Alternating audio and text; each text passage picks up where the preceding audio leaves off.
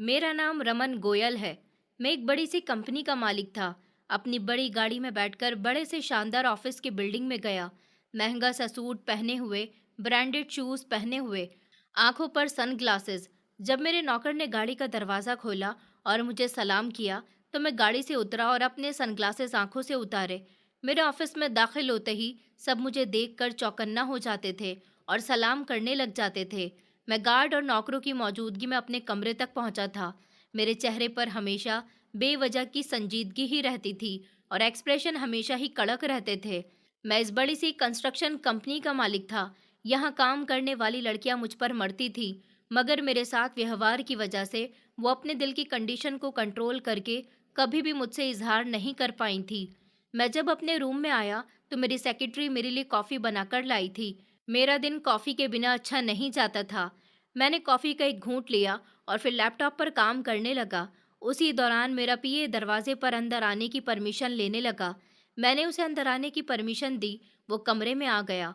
मेरे चेहरे पर उसे देखकर एक मुस्कुराहट फैल गई थी, क्योंकि मैं जानता था कि यकीनन वो कोई इम्पोर्टेंट न्यूज़ लेकर आया होगा। मैंने कहा, कहो, क्या बात है? क्या खबर लाए हो? मैं, जो कि लैपटॉप में बिजी था, लेकिन अपने पीए से सवाल कर रहा था। सर, शेखर अग्रवाल की सबसे बड़ी कमजोरी उसकी छोटी बेटी है, जो कि लाचार है। उसकी बड़ी दोनों बेटियों की शादी हो चुकी है, मगर उसकी सबसे छोटी बेटी ज्यादातर बिस्तर पर रहती है, जो बोल भी नहीं सकती। शेखर उसे छुपाकर देश से बाहर भेज रहा है। लंदन में उस लड़की की मासी रहती हैं उसके पास। पीए की बात सुनकर मैं गहराई से मुस्कुराया था और मैंने कहा, इंटरेस्टिंग। ये तो तुमने मुझे बहुत अच्छी खबर सुनाई है। उसकी बेटी मुझे अपने फार्म हाउस में चाहिए। उसके बाद वो तड़पेगा और उसकी तरफ मैं उसको आसमान से जमीन पर गिरा दूंगा। मैंने धीरे से और एक सीक्रेट तरीके से अपने पीए को हुक्म देते हुए कहा था। पीए मेरा हुक्म सुनकर खामोशी से सर हिलाकर बाहर चला गया था। मैंने अपने हाथ सख्ती से बंद कर लिए थे, क्योंकि अब समय आ गया था अपना बदला लेने का। मैंने अपनी आंखें बंद कर ली थी और अपने आंसुओं पर कंट्रोल करते हुए अपने दिमाग पर जोर डालने लगा। मेरी आंखों के सामने बीते हुए समय के धुंधले साए घूमने लगे थे। मैं जानता था कि शेखर अपनी बेटी की सिक्योरिटी और उसके फायदे के लिए एक कदम उठा रहा था, मगर किसी और की बेटी के साथ उसने क्या किया था? मेरी बहन जो रो रोकर मुझसे कह रही थी कि भैया मुझे बचा लो, भैया वो मुझे मार देगा, भैया ये लोग मुझे जिंदा नहीं छोड़ेंगे, भैया प्लीज मुझे बचा लो। मेरी बहन की वो मासूम आवाज जो आज भी मेरे दिल को झुलसाकर रख दिया करती थी।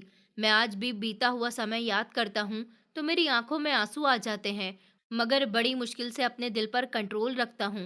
मेरी बहन की वो मासूम आवाज जिसमें वो बेपनाह दर्द के साथ रो रही थी। मैंने उसे बचाने की हर मुमकिन कोशिश की थी, मगर मैं कुछ नहीं कर सका था।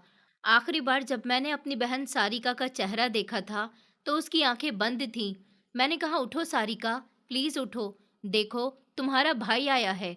मैं रोते हुए उसको झंझोड़ रहा था, मगर मेरी बहन सारिका का शरीर पूरी तरह से ठंडा हो चुका था और उसकी आंखें हमेशा हमेशा के लिए बंद हो गई थी। वो इस दुनिया से मुंह मोड़ गई थी। बीते हुए समय की दर्दनाक यादें आज भी मेरे दिल में जिंदा थीं और आज भी मेरे वजूद में किसी खंजर की तरह दबी हुई थी। मैं कुछ भी भूल नहीं सकता था। मुझे सब कुछ अच्छे से याद था। जब इंसान पर बुरा वक्त आता है, तो वो बुरा समय और उसमें होने वाले हादसे और उसमें शामिल होने वाले लोगों को कभी नहीं भूलता। उसी तरह मुझे भी अपने और अपने परिवार के ऊपर होने वाला एक एक जुल्म अच्छी तरह से याद था। मैंने दिल में कहा कि तुम्हारी बेटी का भी वही हाल होगा शेखर अग्रवाल, जो तुमने मेरे घर वालों का किया था। मेरी मुट्ठियां बंद थी और मैं सोच रहा था कि अब अपना बदला लेकर ही रहूंगा। गुस्से की वजह से मेरी आंखें लाल होने लगी थी।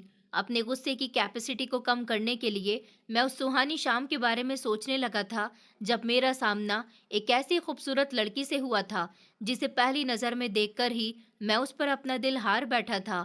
बस लगा कि इसे देखूं तो देखता रहूं। इतनी सुंदर लड़की मैंने अपनी पूरी जिंदगी में कहीं नहीं देखी थी।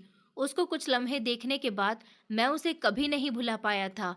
आज भी इस खूबसूरत शाम और इस लड़की के बारे में सोचते हुए मैं दिल ही दिल में मुस्कुरा रहा था। पता नहीं वो कौन थी, उसका नाम क्या था। बस मेरी उस पर नजर तब गई थी जब मैं समुद्र के किनारे गया था और वो वहीं खड़ी थी। हवा से उसके लंबे लंबे काले घने बाल लहरा रहे थे और वो अपने बालों को अपने चेहरे से अपने मुलायम नरम हाथों से हटा रही थी। जब मैंने उसके चेहरे को पहली बार देखा था, तो लगा कि ये कोई लड़की नहीं है, बल्कि कोई अप्सरा है। मैं उससे फिर कभी नहीं मिल सका, लेकिन आज भी जब मैं उसके बारे में सोचता हूँ, तो मेरे दिल में मोहब्बत के गीत बजने लगते हैं। मेरे चेहरे के सख्त एक्सप्रेशन नरम पड़ जाते हैं। इसके बाद मैं अपने लैपटॉप पर ज़रूरी ईमेल चेक करने लगा था। मेरी आज फ्लाइट थी और दोपहर में मुझे एयरपोर्ट के लिए निकलना था। शेखर अग्रवाल अपनी बेटी को छोड़ने की तैयारी कर रहा था। दूसरी तरफ वो घर में अपनी बेटी के लिए बहुत परेशान था। जब मुझे पता चला था कि शेखर अग्रवाल अपने शहर वापस लौट आया है, तो मैंने फैसला कर लिया था कि अब मैं उससे अपना बदला लेकर ही रहूंगा। इसलिए मैंने अपने आदमियों के उसके घर में भेज दिया था, ताकि वो उस पर कड़ी नजर रख सके। 3 दिन पहले शेखर अग्रवाल के घर में 2 गुंडे घुस आए थे, जो उसकी बेटी के कमरे में चले गए थे। शेखर अग्रवाल के घर में सख्त सिक्योरिटी थी और गार्ड्स और नौकरों की संख्या इतनी थी कि इतनी आसानी से कोई भी इंसान उनके घर में नहीं घुस सकता था। यकीनन जो लोग उसकी बेटी के कमरे में घुसे थे, वो बहुत ही शातिर, चालाक और होशियार लोग होंगे। उनके सारिका के कमरे में घुसते ही घर के एक एक नौकर को ये बात पता चल गई थी। सिक्योरिटी अलर्ट हो गई थी। सुबह का समय था जब वो दोनों गुंडे शेखर अग्रवाल के घर में दाखिल हुए थे। शेखर अग्रवाल अपने कमरे में आराम से गहरी नींद में सो रहा था। वो सुबह के 9 बजे का टाइम था। शेखर अग्रवाल की बेटी भी बिस्तर पर लेटी हुई थी, जब एक नौकर ने दौड़कर शेखर अग्रवाल के कमरे का दरवाजा बजाया और कहा कि सर, सर जल्दी उठिए, अंजलि मैडम के कमरे में कुछ गुंडे आ गए हैं। शेखर अग्रवाल के पैरों तले से जमीन निकल गई थी कि आखिर किसकी इतनी हिम्मत हुई कि उसके घर में घुसकर बेटी के कमरे तक पहुंच सके। उसने फौरन ही अलमारी से अपनी रिवॉल्वर निकाली और चिल्लाते हुए कमरे से बाहर निकला। उसने सारे नौकरों को और गार्ड से कहा कि वो दोनों बचने नहीं चाहिए। आखिर तुम लोग क्या कर रहे थे? वो दोनों गुंडे घर के अंदर कैसे घुसे? उनको जल्द से जल्द पकड़कर बेसमेंट में डाल दो। उनका क्या हाल करना है, ये मैं खुद देख लूंगा। वो दोनों वहां से भागने की कोशिश कर रहे थे, लेकिन शेखर अग्रवाल के आदमियों ने उनको पकड़ लिया और उनकी इतनी धुलाई की कि दोनों बेहोश हो गए और उसके बाद उन्हें बेसमेंट में बंद कर दिया गया। शेखर अग्रवाल इस हरकत से बुरी तरह से डर गया था। वो जैसे ही अपनी बेटी के पास पहुंचा, उसने अपनी बेटी को गले से लगा लिया और कहने लगा कि बेटी, तुम्हें कुछ हुआ तो नहीं? उसकी बेटी सिर्फ रो रही थी, कुछ बोल नहीं पा रही थी। वो अपनी बेटी के लिए बहुत परेशान था। फिर उसने एक फैसला किया और अपनी बेटी से कहा कि मैंने सोचा है कि मैं तुम्हें लंदन तुम्हारी आंटी के यहाँ भेज देता हूँ। यहाँ पर तुम्हारा रहना खतरे से खाली नहीं है। जब सब कुछ ठीक हो जाएगा, तो मैं तुम्हें खुद लेने के लिए आऊँगा। मगर उसकी बेटी तो सिर्फ रोए जा रही थी। थोड़ी देर बाद जब वो रिलैक्स हुई, तो वो अपने पिता से लंदन जाने के लिए इनकार करने लगी। मगर शेखर अग्रवाल अब अपनी बेटी के लिए कोई रिस्क नहीं लेना चाहता था। उसके घर में मौजूद मेरे आदमियों ने मुझे खबर दे दी थी और बताया था कि शेखर अग्रवाल अपनी बेटी अंजलि से बहुत ज्यादा प्यार करता है, जो कि लाचार है, बोल नहीं सकती। वो अपनी बेटी को छोड़ने की तैयारी कर रहा था। बेटी को तसल्ली देने लगा कि जाओ बेटी, थोड़ी देर कमरे में आराम कर लो। वो उसे कमरे में छोड़कर जरूरी काम से बाहर निकल गया था, ताकि दोपहर तक घर आ सके। अब मेरे आदमी ने अपना काम कर दिखाया था। मुझे शेखर अग्रवाल की बेटी अंजलि चाहिए थी। मेरा एक खास आदमी जो शेखर अग्रवाल का गार्ड बनकर वहां की एक एक इन्फॉर्मेशन मुझे देता था, जिसका नाम सुरेश था। शेखर अग्रवाल की गैर मौजूदगी का फायदा उठाते हुए सुरेश अंजलि के कमरे में चला गया था। अंजलि, जो अभी तक डरी सहमी कमरे में बैठी हुई थी, उसने अंजलि से कहा कि मैडम जी चलिए, आपको सर ने बुलाया है। एक इमरजेंसी आ गई है। उन्होंने मुझसे कहा है कि मैं आपको खामोशी से उन तक पहुंचा दूं। आप मेरे साथ खामोशी से चलो। इस बारे में किसी को पता नहीं चलना चाहिए, क्योंकि सर चाहते हैं कि वो खामोशी से आपको लंदन तक बिल्कुल सही सलामत पहुंचा दे। सुरेश झूठ बोलते हुए अंजलि से बातें कर रहा था। अंजलि हैरान थी, परेशान थी और इसी सिचुएशन में सुरेश को ध्यान से देखने लगी और फिर अपने पिता के बारे में सोचती हुई वहां से उठ गई थी और सुरेश के साथ जाने लगी। किसी को शक न हो, इसीलिए सुरेश ने पहले ही सीसीटीवी कैमरे होशियारी से डिसेबल कर दिए थे। जैसे ही वो बंगले से अंजलि को लेकर निकल गया, उसने बंगले के अंदर अपने साथी को मैसेज करके वो सारे कैमरे दोबारा से चालू करवा दिए थे, ताकि किसी को उन पर शक न हो। अंजलि बहुत परेशान थी और खामोशी से गाड़ी की सीट पर टेक लगाकर बैठी हुई थी। जब काफी देर गुजर गई, तो उसे भी सुरेश पर शक होने लगा था। सुरेश ने एक झटके से गाड़ी रोकी और फिर एक जरूरी फोन कॉल किया, जिसके बाद 2 मोटे शरीर वाली लड़कियां उस फार्म हाउस से निकली थी, जहां सुरेश उसे लेकर आया था। वो दोनों लड़कियां अंजलि को दबाते हुए अंदर ले जाने लगी ये देखकर तो अंजलि के होश उड़ गए। वो खुद को उनसे छुड़ाने की कोशिश करने लगी, मगर नाकाम रही। उसे इन सब के बिहेवियर से इतना आइडिया तो हो गया था कि वो किसी सलामत जगह पर नहीं जा रही है, और ना ही ये जगह वो हो सकती है जहां उसके पिता ने उसे बुलाया था। सुरेश ने पूरी चालाकी से अपना काम कर लिया था और दोबारा बंगले में चला गया, ऐसे जैसे कुछ हुआ ही नहीं है। शाम को जब शेखर अग्रवाल आया और जब अपनी बेटी के कमरे में गया तो वहां उसे गैर मौजूद पाकर उसके पैरों तले से जमीन निकल गई थी। उसने चिल्लाकर कहा, अंजलि, अंजलि कहाँ गई? ढूंढो उसे, देखो कहाँ है वो। उसने सभी नौकरों को हुक्म दिया था और फिर पूरा घर छान मारा था, मगर अंजलि का तो नामो निशान कहीं भी नहीं था। हालांकि वो पहले ही अपने घर की सिक्योरिटी को अलर्ट करके गया था कि मेरी बेटी का ख्याल रखना, मगर उसे ही क्या पता था कि जो उसके घर के नौकर हैं वही उसकी बेटी को ख्याल रखने के नाम पर अगवा कर सकते हैं। बेटी के लिए पूरा घर छान मारा था, मगर बेटी तो कहीं भी नहीं थी। वो कांपती हुई टांगों से सीसीटीवी की मॉनिटरिंग रूम में गया था ताकि अंजलि का पता लगा सके, मगर ये देखते ही उसके होश उड़ गए थे कि दोपहर में आधे घंटे की पूरे बंगले के कैमरे की वीडियो फुटेज मौजूद ही नहीं थी। वो सर थाम कर बैठ गया था।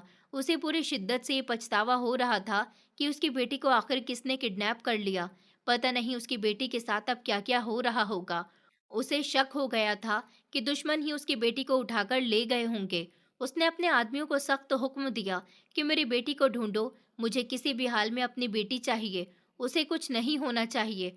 तुम अकल के अंधे जाहिल लोग कहाँ मौजूद थे जब मेरी बेटी को दिन के समय ही इतनी सख्त सिक्योरिटी में कोई दुश्मन किडनैप करके ले गया?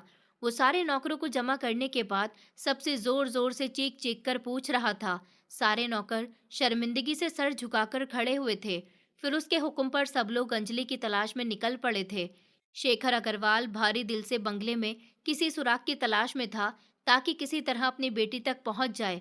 दूसरी तरफ शेखर अग्रवाल की बेटी अंजलि अग्रवाल के फार्म हाउस पर कैद होने की खुशी में मैं अपने दोस्तों के साथ क्लब चला गया था। आज का दिन मेरे लिए सबसे बड़ी खुशी का दिन था। मेरे आदमियों ने बहुत बड़ा काम कर दिखाया था। पिछले 6 महीने से मैं जिस कोशिश में लगा हुआ था, आज मेरी वो कोशिश पूरी हो गई थी। मैं यहाँ क्लब में शेखर अग्रवाल की हार और अपनी जीत को सेलिब्रेट करने के लिए आया था। म्यूजिक पर कोल्ड ड्रिंक पीते हुए डांस कर रहा था। कान के पर्दों को फाड़ देने वाला म्यूजिक ऑन था। रंग बिरंगी लाइट्स मेरे वजूद पर गोल दायरे की शक्ल में जलबुझ रही थी। रंग बिरंगी लाइट्स मेरे वजूद पर गोल दायरे की शक्ल में जलबुझ रही थी। मैं बहुत ही खुश था। आज पहली बार मुझे ऐसा लगा था जैसे मेरे चेहरे पर सीरियसनेस और सख्ती नहीं थी। हमेशा मेरी पहचान की खासियत रहती थी। आज मेरे चेहरे पर खुशी और जीत की चमक थी। एक लड़की जिसके हाथ में वाइन का गिलास था, वो बड़े ध्यान से मुझे देख रही थी। मेरी पर्सनैलिटी ही ऐसी थी कि लड़कियां एक बार मुझे देख लेती तो अपनी नज़र मुझ पर से हटा ही नहीं पाती थी। इस लड़की ने रेड कलर की ड्रेस पहनी हुई थी, बाल खुले हुए थे और स्मोकी आई मेकअप था, और गहरी रेड कलर की लिपस्टिक के साथ वो किसी रियासत की खूबसूरत मलिका लग रही थी। वाइन का आखिरी घूंट लेती हुई वो धीरे धीरे मेरे पास आ गई थी और कहने लगी कि hi handsome, can you dance with me? वो अपने हाथ मेरे आगे फैलाते हुए कहने लगी, वैसे तो मैं लड़कियों से दूर रहना ही पसंद करता था, लेकिन आज मैं बहुत खुश था और मेरी खुशी में आज वो सब कुछ कर लेना चाहता था जो मुझे खुशी और तसल्ली दे। इसलिए डांस की ख्वाहिश करने वाली इस लड़की से मैंने कहा कि श्योर, आई एम रेडी। जैसे ही मैंने इस लड़की का नरम नाजुक हाथ पकड़ा, मेरे वजूद में एक अजीब सी बेचैनी का एहसास पैदा होने लगा था। मेरी आंखों में उसी लड़की का चेहरा घूमने लगा जिसे मैं आज भी अपने दिल में पसंद करके बैठा हुआ था, जिसकी तस्वीर अभी भी मेरी आंखों में चिपकी हुई थी। उस शाम जब समुद्र पर मैंने उसको उसके चेहरे से जुल्फे हटाते हुए देखा था, आंखों में वही वीरानी लिए, वो बड़ी बड़ी काली आंखों वाली लड़की, वो हसीन शाम, खूबसूरत समुद्र का पानी और उस लड़की का चेहरा मेरे दिमाग में आने लगा तो पीछे हट गया था। मुझे उसके अलावा हर किसी लड़की के नज़दीक जाना बुरा लगने लगा था। मैंने एक झटके से उस लड़की का हाथ छोड़ दिया था और अपने दिल की बदलती हुई कंडीशन को संभालता हुआ मैं क्लब से बाहर आ गया था और गाड़ी में बैठकर फार्म हाउस का रुख ले लिया। दूसरी तरफ अंजलि बेबसी से कमरे में कैद बैठी आंसू बहा रही थी। उसे डर लग रहा था, घबराहट हो रही थी। ऐसी घबराहट जो 8 साल पहले भी उसे महसूस हुई थी, जब वो बहुत छोटी थी, सिर्फ 12 साल की। उसके बाद जो उसकी जिंदगी में हुआ वो यकीन करने के काबिल नहीं था। उसे एक रात में अंजलि की पूरी जिंदगी बदल कर रख दी थी। उससे उसकी सारी खुशियां छीन ली थी और जो आज उसकी कंडीशन थी वो तरस के काबिल थी। मैं क्लब से सीधा फार्म हाउस तक पहुंचा था। मैंने अपने नौकरों से आज के पूरे दिन की रिपोर्ट ली थी और अंजलि के कमरे में कैद होने की खबर भी मिली थी। मेरे चेहरे पर जीत की मुस्कुराहट फैल गई थी। मैं अपने नौकरों को कुछ जरूरी हिदायत देते हुए शेखर अग्रवाल की कमजोरी यानी कि उसकी छोटी और सबसे प्यारी बेटी को रौंदने के इरादे से उस कमरे में गया था जहां वो कैद थी। कमरे के अंदर सिर्फ अंधेरा था और सिर्फ एक नाइट बल्ब जल रहा था, जिसकी धीमी रोशनी में वो मुझे जमीन पर घुटनों पर सर रखकर सिसकती हुई नजर आई थी। मैंने आगे बढ़कर कमरे की लाइट जलाई तो कमरे में रोशनी फैल गई थी। मैंने हंसते हुए कहा कि किस्मत की मेहरबानी देखो कि शेखर अग्रवाल की कमजोरी खुद आज मेरे पास मौजूद है। अब तुमसे मेरे बहुत से फायदे जुड़े हुए हैं लड़की। मैं जानता हूँ कि तुम्हारा कोई कसूर नहीं है, मगर अपने पिता का किया तुम्हें ही तो चुकाना पड़ेगा। रो लो जितना रोना चाहती हो। मैं दरवाजे के पास खड़ा होकर हंसते हुए उससे ये सब कुछ कह रहा था। अंजलि सर झुकाकर रो रही थी। उसके लंबे काले घने बाल उसके चेहरे और जमीन पर बिखरे हुए थे। मेरी बात सुनकर उसकी आत्मा कांप उठी थी। उसने बेबसी से अपना सर उठाया था और खड़ी हो गई थी। जैसे ही मेरी नजर उस लड़की के चेहरे पर गई तो जैसे मुझे 440 वोल्ट का झटका लगा था। ये चेहरा तो मैं कभी भूल ही नहीं पाया था। मैं यकीन ना करती हुई आंखों से उसको घूर घूर कर देख रहा था और फिर धीरे धीरे चलता हुआ उसके करीब आने लगा। मैं तो इस लड़की से बदला लेने की नियत से यहाँ आया था, मगर इसका मासूम चेहरा देखकर मैं डर गया था। मेरी आंखें, दिल और शरीर बुरी तरह से घबरा रहा था। दिल तो जैसे जोर जोर से धड़क रहा था। वो लड़की मुझसे डरकर पीछे खिसकने लगी थी। मैं वो कुछ बोलना चाहती थी, मगर शब्द उसका साथ नहीं दे रहे थे। उसने भागने की कोशिश की, मगर उसका पैर फिसल गया और उसका माथा टेबल के कोने से जाकर टकरा गया था। खून पूरी रफ्तार से उसके माथे से निकलने लगा था और फिर वो बेहोश हो चुकी थी। मैं उसे देखकर पूरी तरह से हैरान था, मगर जब उसकी ऐसी हालत देखी तो मैं तड़प कर रह गया था। मैंने चिल्लाकर कहा कि डॉक्टर को बुलाओ। मैं जल्दी से अंजलि के करीब गया, उसका सर अपनी गोद में रख लिया। उसके सर से निकलने वाले खून के धब्बे मेरे कपड़ों पर लग चुके थे। मैं बहुत घबरा गया था और मेरे हाथ पैर कांपने लगे थे। मैंने उसके नरम मुलायम वजूद को अपने बाजू में उठाया था और बेड पर लिटाते हुए उसके माथे पर अपना अंगूठा रख दिया था ताकि उसका खून निकलना रुक जाए। पहले ही खून उसके बाएं गाल तक पहुंच चुका था। अब मैं उसे ध्यान से देखने लगा। ये सदमा बहुत गहरा था कि जिस लड़की पर मैं 4 साल पहले मर मिटा था और उस दिन के बाद से कभी मुझे चैन नहीं आया था, आज वही लड़की मेरे सामने थी, बिल्कुल मेरे दुश्मन की बेटी बनकर। वो मेरे सामने मौजूद होगी, मैंने तो ऐसा कभी सोचा भी नहीं था। डॉक्टर विशाल मेरा खास दोस्त था। थोड़ी ही देर के बाद विशाल घर आ गया था। उसने अंजलि के माथे पर पट्टी कर दी थी और उसे इंजेक्शन भी लगा दिया था, मगर वो अभी तक होश में नहीं आई थी। विशाल तो जा चुका था, लेकिन मैं उसके करीब बैठा हुआ था, उसके चेहरे को देख रहा था। मेरा दिमाग मुझे बहका रहा था कि मैं अंजलि से अपना बदला ले लूं, मगर दिल मुझे बार बार रोक रहा था कि मैं अपनी मोहब्बत के साथ ऐसा नहीं कर सकता। अंजलि मेरी मोहब्बत थी, 4 साल पहले की, जब मैंने समुद्र पर पहली बार उसे देखा था। 4 साल से मैं उसके इश्क में गिरफ्तार था। मैं उसके बारे में कुछ नहीं जानता था, यहाँ तक कि उसका नाम भी नहीं जानता था। 4 साल में सिर्फ मैंने ऊपर वाले से प्रार्थना की थी कि वो लड़की मुझे दोबारा मिल जाए। ये मेरे सोच विचार में भी नहीं था कि मेरी प्रार्थना इस तरह से भी कबूल हो सकती है। मैंने अपने दिल और गुस्से पर कंट्रोल करने के लिए सिगरेट जलाया था और पीने लगा। सिगरेट का धुआं हवा में घुलता जा रहा था और मैं अपने आप से बातें कर रहा था कि या तो आज मोहब्बत जीतेगी या फिर मेरा बदला। मैंने डाइस उठाया और उसे ध्यान से देखते हुए सोचने लगा। मेरे पास दो रास्ते थे, या तो अंजलि की मोहब्बत की खातिर सब कुछ छोड़ दूं, या फिर बदले के लिए उसकी इज्जत खराब करते हुए उसके पिता से अपने हर जुल्म का बदला ले लूं। अब मुझे ही जल्द से जल्द कोई ना कोई फैसला करना था। मैंने अपनी आंख बंद कर ली और शेखर अग्रवाल के दिए हुए जख्मों के बारे में सोचने लगा। मैंने एक अमीर परिवार में आंख खोली थी, जहां पर हर कोई मुझ पर अपना प्यार न्योछावर करता था।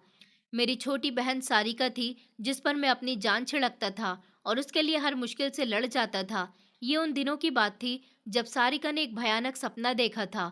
उसने कहा था कि भैया, मुझे बहुत डर लग रहा है। पापा के उन दुश्मनों ने हमें धमकी दी है। मेरे पापा की शेखर अग्रवाल के परिवार के साथ बचपन से दुश्मनी जुड़ती आ रही थी। जमीनों पर कब्जा और छोटी मोटी बातों में नोकझोंक हमेशा लगी रहती थी।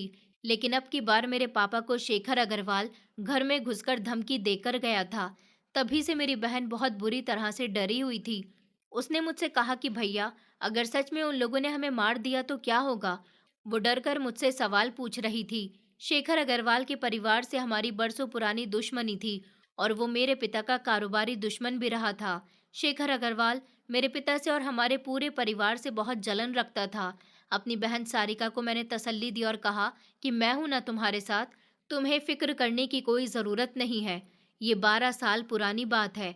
मैंने अपनी बहन से कहा था कि मैं तुम्हें कुछ नहीं होने दूंगा मेरी गुड़िया, वो तुम्हारा कुछ नहीं बिगाड़ पाएगा। मैंने अपनी बहन को सीने से लगाते हुए मजबूत शब्दों में कहा था, मगर मैं नहीं जानता था कि ये बातें सिर्फ एक तसल्ली बनकर रह जाने वाली थीं। वो सर्दियों की कड़कती हुई रात थी। पूरा मोहल्ला अंधेरे में डूब गया था। किसी वजह से लाइट चली गई थी और जनरेटर भी काम नहीं कर रहा था। पापा ने जल्दी से यूपीएस ऑन करवाया था। सारिका का दिल धक धक कर रहा था। उसे किसी अनहोनी का अंदेशा सता रहा था। पूरे घर की सिर्फ 2 लाइट्स ऑन थी, बाकी पूरा घर अंधेरे में डूबा हुआ था। ये अंधेरा मेरी बहन को डरा रहा था। इस दौरान दरवाजे की बेल बजी और दरवाजा खोलने पर शेखर अग्रवाल अपने आदमियों के साथ घर के अंदर दाखिल हुआ था। वो रात मुझ पर बहुत भारी पड़ी थी। शेखर अग्रवाल के आदमियों ने सबसे पहले गोली मेरी माँ को मारी थी। मैं तड़पता हुआ अपनी माँ के बेहोश वजूद के पास भागा था। उनका खून तेजी से बहता जा रहा था। मेरे पापा को उन आदमियों ने मजबूती से दबोच रखा था ताकि मेरे पापा उन आदमियों पर कोई अटैक न कर पाए। मेरे पापा कोई हरकत नहीं कर पा रहे थे। वो जोर जोर से चीख रहे थे कि छोड़ दो मुझे। दूसरी तरफ मुझे भी एक आदमी ने मजबूती से पकड़ा हुआ था। सारिका भी चीख चीख कर बुरी तरह से रो रही थी, मगर कोई भी हमारी मदद के लिए नहीं आ रहा था। हमारा शानदार बंगला एक सुनसान और वीरान इलाके में बना हुआ था। मेरे पिता ने ये घर खुद अपनी पसंद से एक सुकून वाले इलाके में बनवाया था, जहां शहर का शोर नहीं आता था, और अब उनका यही शौक उनकी जान को आ रहा था। एक आदमी ने मेरी बहन को दबोच लिया और 2 लोग उसे घसीटते हुए कमरे में ले गए। उस समय मेरी बहन की उम्र सिर्फ 15 साल थी। वो उसे एक कमरे में ले गए। मैं अपनी बहन को बचाने के लिए उनकी तरफ भागा था। वो अंदर से दरवाजे की कुंडी लगा चुके थे। तभी शेखर अग्रवाल के बोलने की आवाज आई, शाबाश, आज उन लोगों को सिर्फ दर्द और तकलीफ देनी है, जिंदा मत छोड़ना, एक एक को मार देना, और इस लड़की को भी। शेखर अग्रवाल ने बुलंद आवाज में अपने आदमियों से कहा था। उसके आदमियों को और ज्यादा हिम्मत मिल गई थी। मेरी बहन जोर जोर से चिल्ला रही थी कि भैया, मुझे बचा लो, मुझे डर लग रहा है। भैया, ये लोग मेरे साथ गलत कर रहे हैं। भैया, मुझे बचा लो। मगर मुझे एक आदमी ने इतनी मजबूती से पकड़ा हुआ था कि मैं आगे नहीं बढ़ पा रहा था। मैं जोर जोर से चिल्ला रहा था कि मेरी बहन को छोड़ दो। मेरी आंखों में आंसू थे। अभी मेरी उम्र 25 साल है, लेकिन उस समय मेरी उम्र 17 साल थी। सब कुछ मेरी आंखों के सामने होता रहा। मेरी बहन चिल्लाती रही, मगर मैं कुछ नहीं कर पा रहा था। वो बार बार चिल्लाती रही, भैया, ये लोग मुझे मार देंगे, मुझे बचा लो। लेकिन मैं बेबस था। मैं जोर जोर से दरवाजा बजा रहा था, खिड़की तक भी पहुंचकर जाने की कोशिश कर रहा था, मगर जिस आदमी ने मुझे पकड़ा हुआ था वो मुझे हिलने की भी मोहलत नहीं दे रहा था। मैंने थोड़ी अपनी चालाकी दिखाई और उस आदमी के हाथ पर जोर से अपने दांत गड़ा दिए। उसने तड़प कर मुझे छोड़ दिया। टेबल पर रखे फ्लावर पॉट को उठाकर उस शेखर अग्रवाल की तरफ फेंका और उसके आदमियों पर भी हमला करने की कोशिश की, जिन्होंने मेरे पिता को पकड़ा हुआ था। शेखर अग्रवाल ने मेरे करीब आकर मुझे जोर से धक्का दिया। मैं दूर जमीन पर जा गिरा था। मेरी कमर में बुरी तरह से दर्द उठना शुरू हो गया था। मेरी बहन की चीखने की आवाजें आना बंद हो चुकी थी। वो दोनों दरिंदे मेरी बहन की इज्जत खराब कर चुके थे और उसको मार चुके थे। मेरी बहन की आंखें बंद हो चुकी थी और उसका वजूद लाचार हो चुका था। उसके चेहरे से उसकी तकलीफ की कहानी साफ सुनाई दे रही थी। नीचे मेरे पिताजी चिल्ला रहे थे, उन जालिमों ने उन्हें गोलियां मार दी थी। मैं अपनी बहन को जोर जोर से रोते हुए चिल्लाकर आवाज लगा रहा था कि सारिका, उठो, आंखें खोलो। फिर मुझे अपने पिता पर गोलियां चलने की आवाज आई और फिर एक गोली मुझे अपने वजूद में उतरती हुई महसूस हुई। दर्दनाक, खतरनाक, नाकाबिले बर्दाश्त लहर मेरे शरीर के वजूद में उठने लगी थी और मैं आंखें बंद करता हुआ जमीन पर जा गिरा था। पूरे घर में अंधेरा हो चुका था। वो जो 2 लाइट जल रही थी, अब वो भी बंद हो गई थी। अब सिर्फ एक नाइट बल्ब जो लाउंज में जल रहा था, जो जनरेटर से कनेक्ट था। ये रात मुझ पर बहुत भारी गुजरी थी। हम चारों ही अपने होशो हवास से बेगाने हो चुके थे। मेरे घर की एक एक मेंबर पर वो रात कैसी गुजरी थी, इसका अंदाज़ा शायद कोई भी नहीं लगा सकता था। अगर उस समय कोई गलती से भी हमारे घर में आ जाता, तो ये नज़ारा देखकर शायद वो अपने होश-ओ-हवास खो बैठता।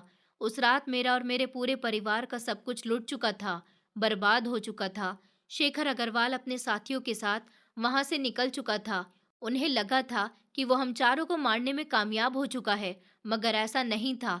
मैं अभी भी जिंदा था। मेरी सांसें चल रही थी, मगर मैं बेहोश हो गया था। अगली सुबह जब लोगों ने हमारे घर के दरवाजे खुले हुए देखे, तो फौरन ही घर में दाखिल हुए थे। हम सबको अस्पताल पहुंचाया गया। सिर्फ मैं ही जिंदा बचा था। मेरे पापा, मेरी माँ और मेरी बहन सारिका तीनों ही इस दुनिया को छोड़कर जा चुके थे। सिर्फ मेरी ही सांसें चल रही थी, क्योंकि गोली मेरे पेट के दाएं साइड पर लगी थी। और खुशकिस्मती की बात ये थी कि अंदरूनी तौर पर मुझे कोई गहरा नुकसान नहीं हुआ था। पूरे एक हफ्ते तक मैं अस्पताल में रहा था। मेरा पूरा परिवार बर्बाद हो चुका था, बिखर चुका था। मेरे मामा जी और मेरी आंटी अस्पताल में मेरे पास आए थे। उन लोगों ने मुझे बहुत संभाला था। उन्होंने ही मेरे परिवार वालों का क्रियाक्रम किया था। मामा जी ने कहा कि बेटा, हमें बताओ, किसने ये सब कुछ किया था? वो लोग कौन थे? पुलिस वाले भी उनके साथ मौजूद थे, जो कि मामा जी के दोस्त थे।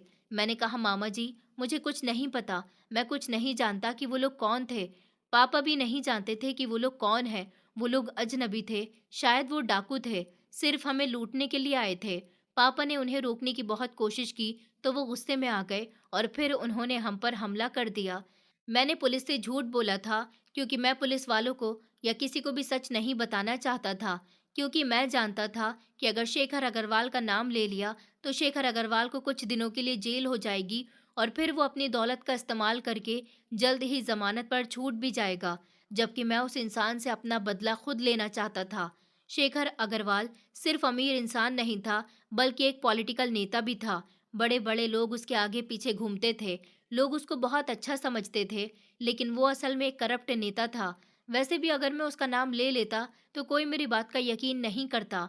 उस रात के बाद शेखर अग्रवाल गायब हो गया था। काफी सालों बाद मुझे पता चला था कि वो लंदन में शिफ्ट हो गया था। कभी ना कभी तो किस्मत उसे खींचकर वापस जरूर लाएगी। मैंने दिल ही दिल में फैसला किया था कि जब भी तुम यहाँ वापस आओगे, तो मैं तुमसे अपना बदला जरूर लूंगा, जिससे तुम्हारा परिवार तड़प उठेगा। मैं अपने आंसू को रोकते हुए अपने दिल में फैसला कर चुका था। पूरे 4 साल के बाद शेखर अग्रवाल लौट कर आया था, मगर इस बार मेरी नज़रों से बच गया था। सिर्फ कुछ ही दिन रहकर शेखर अग्रवाल वापस लंदन चला गया था। फिर कई साल गुजर गए थे। मैं एक जिंदा लाश बनकर रह गया था। सिर्फ बदले की आग ने मुझे जिंदा रहने पर मजबूर कर रखा था, वरना तो शायद मैं कब की खुदकुशी कर लेता। मामा जी मुझे अपने साथ अपने घर ले गए थे। उन्होंने मेरी शिक्षा पूरी करवाई। मैंने सिविल इंजीनियरिंग करके अपना एक ऑफिस खोल लिया था। मैंने अपने ऑफिस का नाम भी चेंज कर लिया था, क्योंकि मैं नहीं चाहता था कि शेखर अग्रवाल को कभी भी इस बात का अंदाजा हो कि मैं उसके दुश्मन का बेटा रमन गोयल अभी जिंदा है। एक शाम जब मैं ऑफिस से घर आया, तो मैंने टीवी ऑन किया और चाय पीते हुए मैं न्यूज़ सुन रहा था। और फिर जब मुझे न्यूज़ चैनल पर यह खबर मिली कि कई सालों के बाद शेखर अग्रवाल वापस हिंदुस्तान आ रहा है, तो मेरे होश उड़ गए थे। बदले की आग से मैं झुलसने लगा था। इस दिन का तो मुझे बड़ी बेचैनी से इंतजार था, और अब मैं इस काबिल भी हो चुका था कि शेखर अग्रवाल जैसे करप्ट इंसान का सामना कर सकूं। अब मेरे पास सब कुछ था, अकल, समझदारी, दौलत, होशियारी, चालाकी, और मैं इसी बात का फायदा उठाना चाहता था। मैंने अपने कुछ खास आदमियों को शेखर अग्रवाल की निगरानी के लिए भेज दिया था, और वापसी पर मेरे आदमी ये खबर लाए थे कि शेखर अग्रवाल अपनी सिक्योरिटी का बहुत सख्त इंतजाम करना चाह रहा है। मैंने अपने दो खास आदमियों से कहा, सुरेश और प्रतीक से, कि अगर ऐसी ही बात है, तो फिर तुम दोनों शेखर अग्रवाल के घर जाओ, नौकर बनकर और गार्ड बनकर उसके घर में ही रहो, ताकि मुझे शेखर अग्रवाल की एक एक खबर मिल सके। खुफिया तौर पर तुम्हें मेरा ये काम करना है। मेरे आदमी मेरा ये काम करने के लिए तैयार हो गए थे। सुरेश और प्रतीक के साथ मैं ये प्लानिंग कर रहा था, और फिर मेरे दो साथी शेखर अग्रवाल का भरोसा जीतकर उसके बंगले के अंदर दाखिल होने में कामयाब हो चुके थे। 1 साल में मेरे वफादार आदमियों ने शेखर अग्रवाल के बहुत से खुफिया राज मुझे बताए थे, जिसके बाद मेरी प्लानिंग और समझदारी से शेखर अग्रवाल को कई बार शिकस्त का सामना करना पड़ा था। अब वो पहले जैसा नहीं रहा था, और इस 1 साल में तो उसे जबरदस्त नुकसान हुआ था। और फिर कुछ पॉलिटिकल नेता उसके पीछे पड़ गए थे। उन लोगों ने उसकी बेटी को भी अपना निशाना बनाने की कोशिश की थी, जिसके बाद शेखर अग्रवाल अपनी बेटी के लिए बहुत फिक्रमंद हो गया था। जब सुरेश ने ये देखा तो उसने फौरन मुझे इस बारे में खबर दी थी कि शेखर अग्रवाल की सबसे बड़ी कमजोरी उसकी छोटी बेटी है। ये सुनकर तो मुझे बहुत खुशी हुई थी और अपनी बहन की याद आने लगी थी कि किस तरह मेरी बहन की इज्जत को रुसवा करके उसे मार दिया गया था। और मैंने इस पल फैसला कर लिया था कि मैं अपना बदला जरूर लूंगा और अब उसकी बेटी को वही तकलीफ दूंगा। मगर मैं नहीं जानता था कि शेखर अग्रवाल की बेटी वही होगी जिसे मैं 4 साल पहले से पसंद करता था। मैं फैसला नहीं कर पा रहा था कि अंजलि को मोहब्बत की खातिर माफ कर दूं या फिर उसके पिता के जुल्म और अत्याचार का बदला लूं। मैं यही सब कुछ सोच रहा था जब अचानक मैंने देखा कि अंजलि का शरीर हिल रहा है। उसने नींद में कुछ बड़बड़ाना शुरू कर दिया। उसके होठ हिल रहे थे, उसका शरीर भी कांप रहा था। नींद में भी उसके चेहरे पर भी सुकूनी जैसे एक्सप्रेशन थे। पापा बुआ जी को मत मारो। पापा मम्मी को छोड़ दो। पापा प्लीज। पापा मम्मी को और बुआ जी को छोड़ दो। वो तड़पते हुए नींद में बोल रही थी और फिर वो दोबारा गहरी नींद में चली गई। लेकिन ये सब देखकर मैं दंग रह गया था। मेरे हाथ पैर फूल गए थे। मुझे तो यकीन ही नहीं हो रहा था कि अंजलि बोल भी सकती है। मैंने सिगरेट बुझाया, आखिरी टुकड़ा ट्रे में रखा और भागता हुआ सुरेश के पास आया था। मैंने कहा, सुरेश, सुरेश, तुमने तो कहा था कि अंजलि बोल नहीं सकती, वो लाचार है, गूंगी है और दिमागी तौर पर भी कमजोर है, लेकिन उसने अभी कुछ बोला है। मैंने उसकी आवाज खुद अपने कानों से सुनी है। मेरी बात सुनकर सुरेश हैरान रह गया था। उसने परेशान होकर कहा कि नहीं सर, ऐसा कैसे हो सकता है। सुरेश की कंडीशन भी बिल्कुल ऐसी थी जैसे मेरी थी। सर, वैसे तो ये बहुत अच्छी बात है। अच्छा हो गया। हालांकि हम 1 साल से अग्रवाल हाउस में हैं। शेखर अग्रवाल की निगरानी कर रहे हैं और उसकी बेटी पर भी हमारी नजर रहती है। अभी तक तो हमने उसकी बेटी को बोलते हुए नहीं सुना था। यहाँ तक कि शेखर अग्रवाल भी जानता है कि उसकी बेटी दिमागी तौर पर लाचार है और बोल नहीं सकती।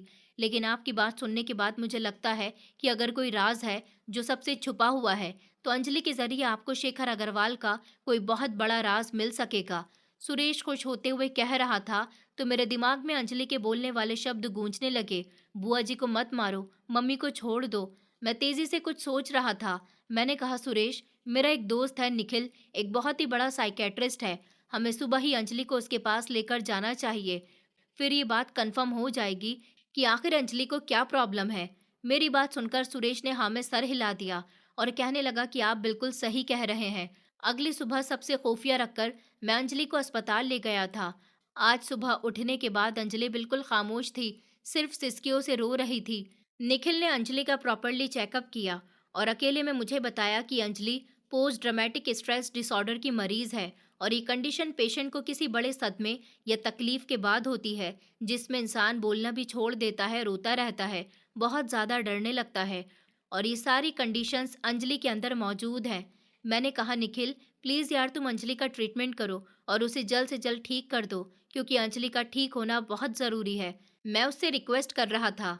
मेरी बात सुनकर मेरा दोस्त निखिल कहने लगा कि तुम फिक्र मत करो, मैं तुम्हारी मदद करने के लिए तैयार हूँ। पेशेंट ठीक हो जाएगी। फिलहाल मैंने अंजलि के लिए मेडिसिन लिखवा दी है, वो टाइम से देते रहना और उसे कल थेरेपी के लिए भी लेकर आना। मैंने अपने दोस्त का शुक्रिया अदा किया और अंजलि को खामोशी से लेकर फार्म हाउस में दोबारा आ गया था। अंजलि मुझसे डरकर खामोशी से एक कोने में छुपकर बैठ गई थी। मैं धीरे धीरे नरम नजरों से उसे देखने लगा था। मैं अंजलि पर जुल्म नहीं करना चाहता था, बल्कि मेरा मन कर रहा था कि अंजलि के जरिए मैं अपने दुश्मन से बदला ले सकता हूँ, उसे तकलीफ पहुंचा सकता हूँ। मैंने नौकरानी के जरिए खाना मंगवाया और अंजलि को बाजू से पकड़कर बैठाया। अंजलि को बहुत तेज की भूख लगी हुई थी। खाना देखते ही वो आंसू बहते हुए खाना खाने लगी। उसकी जुबान से एक शब्द भी नहीं निकला था। इसके बाद मैंने उसे मेडिसिन दी, जो अंजलि ने खामोशी से खा ली थी। मैंने कहा, अंजलि। उसने मेरी तरफ चौंक कर देखा। मैंने उससे पूछा कि तुम मेरी बात समझ रही हो। वो मेरी तरफ देख तो रही थी, मगर उसकी तरफ से अभी कोई जवाब नहीं आया था। वो बस मुझे एक जिंदा लाश लग रही थी। उधर दूसरी तरफ शेखर अग्रवाल के सर में बहुत तेज दर्द हो रहा था। 3 दिन हो चुके थे उसकी बेटी गायब थी। वो खुफिया तौर पर अपनी बेटी को तलाश कर रहा था। न उसने पुलिस की मदद ली थी और न ही मीडिया वालों की। वो नहीं चाहता था कि ये खबर उछले, क्योंकि इस बात से उसके दुश्मन और भी ज्यादा ताकतवर हो सकते थे। इसलिए वो खामोशी से काम कर रहा था। उसे आज मीटिंग के लिए अर्जेंटली अमेरिका के लिए निकलना था वो नौकरों को हिदायत देते हुए फ्लाइट से पहले एयरपोर्ट के लिए निकल गया था। जाने से पहले वो नौकरों को कहना नहीं भूला था कि उसे अंजलि के बारे में हर 1 घंटे के बाद की रिपोर्ट दी जाए। मैंने अंजलि को बहुत नरमी से ट्रीट किया था। मैं हर तरह से उसका ख्याल रखने की कोशिश कर रहा था। मेरी कोशिश के बाद अंजलि में मुझे काफ़ी बदलाव महसूस होने लगा था। वो मेरी बातों का मामूली सा जवाब दे रही थी और आज तो उसने मुझसे पूछा भी था कि तुम कौन हो? मैंने कहा था, अंजलि, मैं तुम्हारा बहुत ही अच्छा दोस्त हूँ। वो दोस्त जो तुम्हारा सिर्फ ख्याल रखेगा। तुम बताओ, तुम मुझ पर भरोसा करती हो ना? मैं उससे बहुत नरमी से बात किया करता था, उसके साथ बहुत अच्छे से पेश आता था, जिसकी वजह से वो धीरे-धीरे मुझे जानने लगी थी और उसने मुझसे डरना बंद भी कर दिया था। अंजलि ने मासूमियत से मेरे सवाल का जवाब सर हिलाकर दिया था। मेरे चेहरे पर मुस्कुराहट फैल गई थी। वो जितनी सुंदर थी, उतनी ही मासूम और क्यूट भी थी। मैं उसे हर दिन थेरेपी के लिए लेकर जाता था। दूसरी तरफ जब शेखर अग्रवाल अमेरिका से वापस आ गया, तो मैंने अपना भेस बदलकर शेखर अग्रवाल के होटल में गैर कानूनी कामों की खबर पुलिस को दे दी थी। इसके बाद उसके होटल में पुलिस वालों ने छापा मार दिया था और उसे गिरफ्तार कर लिया गया था। वो झूठी सफाई देने लगा था और इसी चक्कर में अपनी बेटी को भूलकर जेल से छूटने की प्लानिंग बनाने लगा था। 2 दिन बाद वो जेल से छूटकर तो निकल चुका था, मगर पूरे सोशल मीडिया में उसके खिलाफ एक ट्रेंड शुरू हो गया था। हर कोई उसे बुरा भला कह रहा था। इसके अलावा अंजलि की गुमशुदगी की खबरें भी गर्दिश करने लगी थी। शेखर अग्रवाल के खास दोस्त भी उससे दूरी रख चुके थे और हर कोई उसे बुरा कह रहा था। ये सब देखने के बाद शेखर अग्रवाल डिप्रेशन में चला गया था। उसका ब्लड प्रेशर हाई हो गया था, उसकी नाक से खून बह रहा था। तब उसके एक पुराने नौकर ने कहा कि सर, आप कुछ दिनों के लिए देश से बाहर चले जाओ। जब ये मामला ठंडा हो जाएगा तो वापस आ जाना। शेखर अग्रवाल कहने लगा कि तुम ठीक कह रहे हो। मैं कल ही दुबई की टिकट बुक करवाता हूँ। मेरे जाने के बाद तुम खबर फैला देना कि मुझ पर झूठा इल्ज़ाम लगाया गया था। वो सारे गैर कानूनी काम मेरे किसी दुश्मन ने मुझे फंसाने के लिए लगाए थे और मुझ पर इल्ज़ाम लगाने की वजह से मेरी तबीयत खराब हो गई और डॉक्टर ने मुझे दुबई इलाज के लिए भेज दिया है। इसके अलावा 1 करोड़ रुपए गरीब लोगों में मेरे नाम पर बांट दो, ताकि फिर मेरी इज्जत बन जाए। जो लोग मेरे दुश्मन बने हुए हैं, वो मुझे फिर से अच्छा समझने लगे। और अंजलि को भी ढूंढने की कोशिश करो। वो ब्लड प्रेशर की गोली खाते हुए सब कुछ समझा रहा था। अगले ही दिन वो दुबई चला गया था। 3 महीने की लगातार कोशिश के बाद फिलहाल अंजलि नॉर्मल हो चुकी थी और उस दिन मैंने फैसला कर लिया था कि मैं अंजलि को सब कुछ सच बता दूंगा। मैं उसके करीब गया और मैंने कहा, अंजलि, मुझे तुमसे ज़रूरी बात करनी है, तो क्या तुम सच जानने के बाद मेरी मदद करोगी?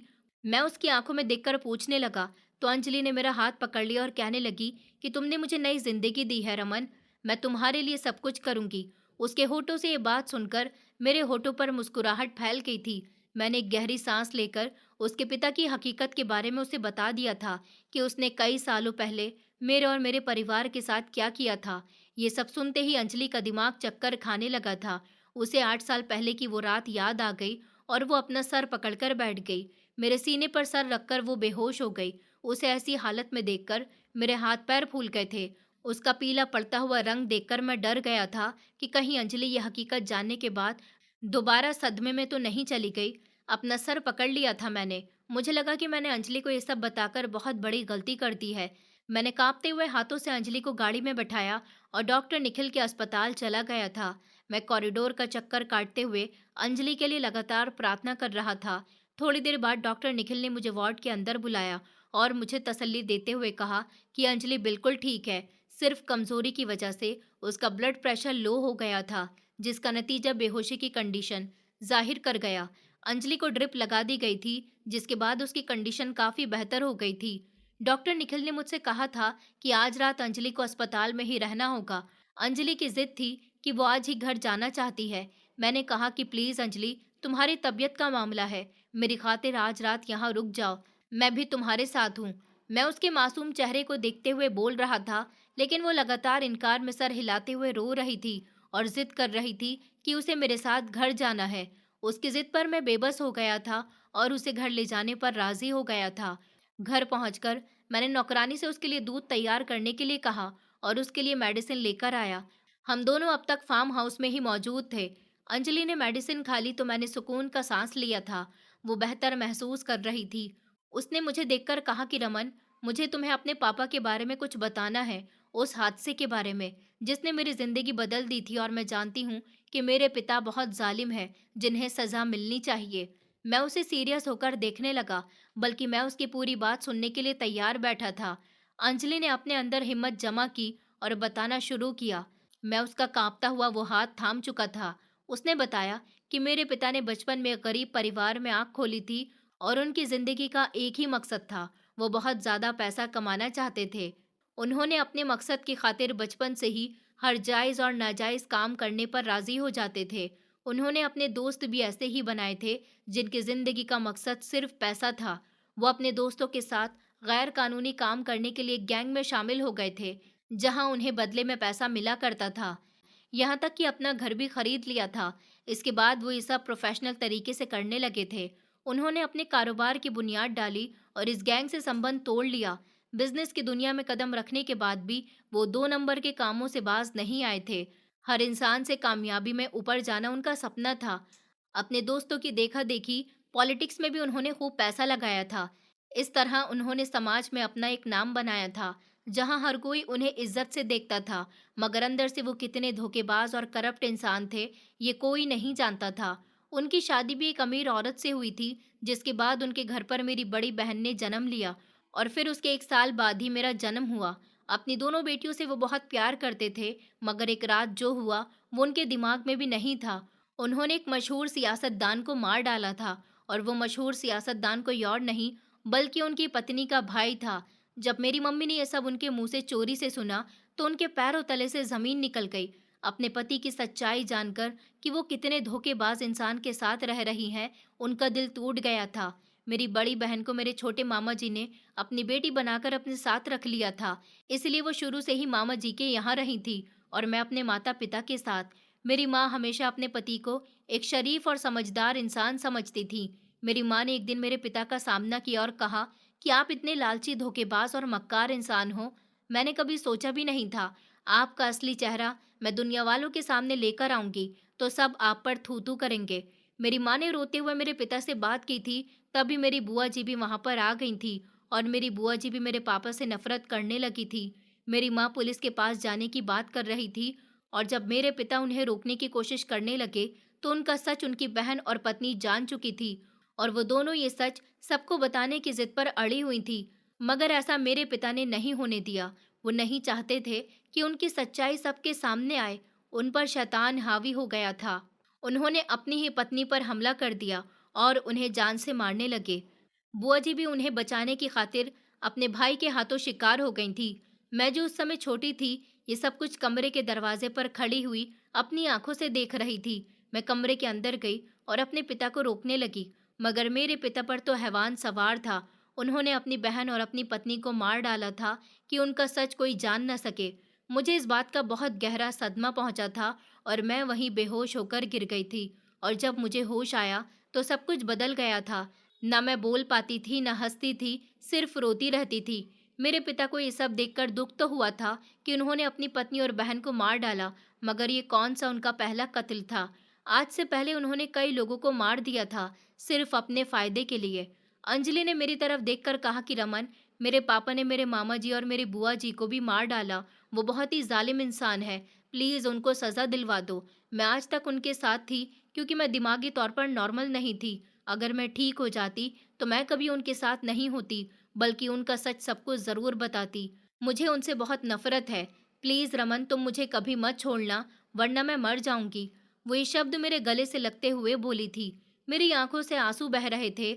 मैंने कांपते हुए हाथों से उसे गले लगा लिया था, और फिर सोचा कि ऊपर वाले की कृपा है। उस रात मैंने गुस्से में अंजलि की इज्जत को रौंदा नहीं था। अगर मैं ये सब कर लेता तो मुझे बहुत तकलीफ होती, और अंजलि के दिल की तकलीफ भी अभी ऐसे ही थी। मुझे याद आया कि 4 साल पहले उस शाम अंजलि की आंखों में भी उदासी और वीरानी क्यों थी। उसने कहा, रमन, मुझे तुमसे शादी करनी है। अंजलि ने अपनी ख्वाहिश जाहिर की थी, और मैं तो पहले ही उससे मोहब्बत करता था और उसे दिल से अपनाना चाहता था। मेरी रजामंदी के बाद हम दोनों ने शादी कर ली थी। आज मुझे सुरेश ने खबर दी थी कि शेखर अग्रवाल हिंदुस्तान वापस आ रहा है, क्योंकि अदालत में आज उसकी पेशी है। मेरे चेहरे पर मुस्कुराहट फैल गई थी, क्योंकि अब मेरा मकसद पूरा होने वाला था।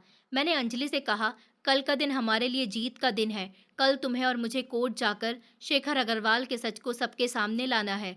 मैं अंजलि को समझाते हुए कहने लगा। जैसे ही शेखर अग्रवाल हिंदुस्तान वापस आया, उसे गिरफ्तार कर लिया गया था। कोर्ट में उसे पेश किया गया था। जब उसने अपने सामने अपनी ही बेटी को किसी लड़के के साथ देखा तो उसके होश उड़ गए थे।